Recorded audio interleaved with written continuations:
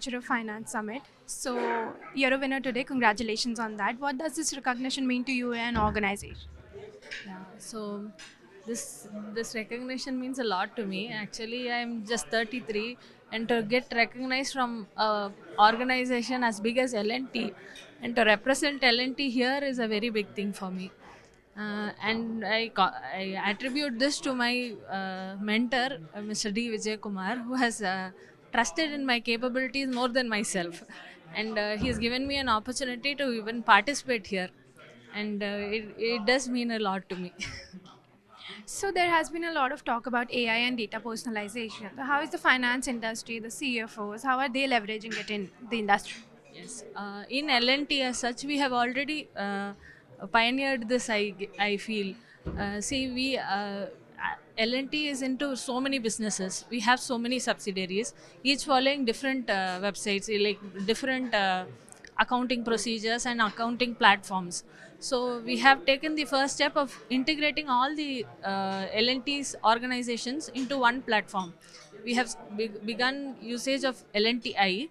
It is an AI, like where AI is used there is that we are integrating in data from different softwares.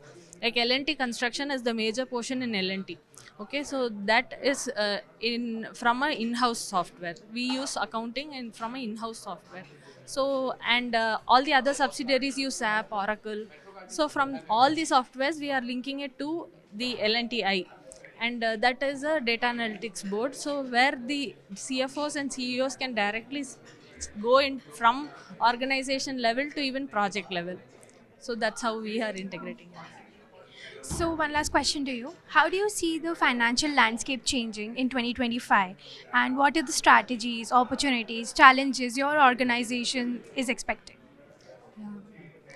Financial strategy as such, see, I am from infrastructure sector. In L&T, I am in Mumbai Ahmedabad high speed rail project.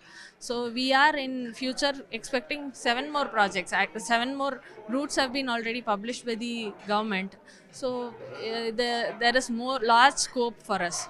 So now, since we have taken up the major share of the MHSR project, so we are looking into uh, easily acquiring the other projects also. So there we already have invested in a lot of our project specific equipments, and this is first time use here.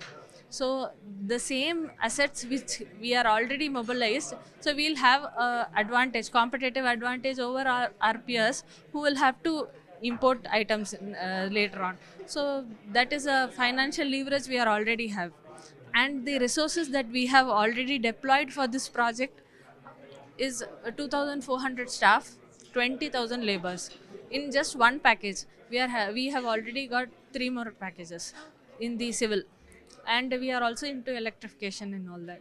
So I think that leverage will pass on in the future also.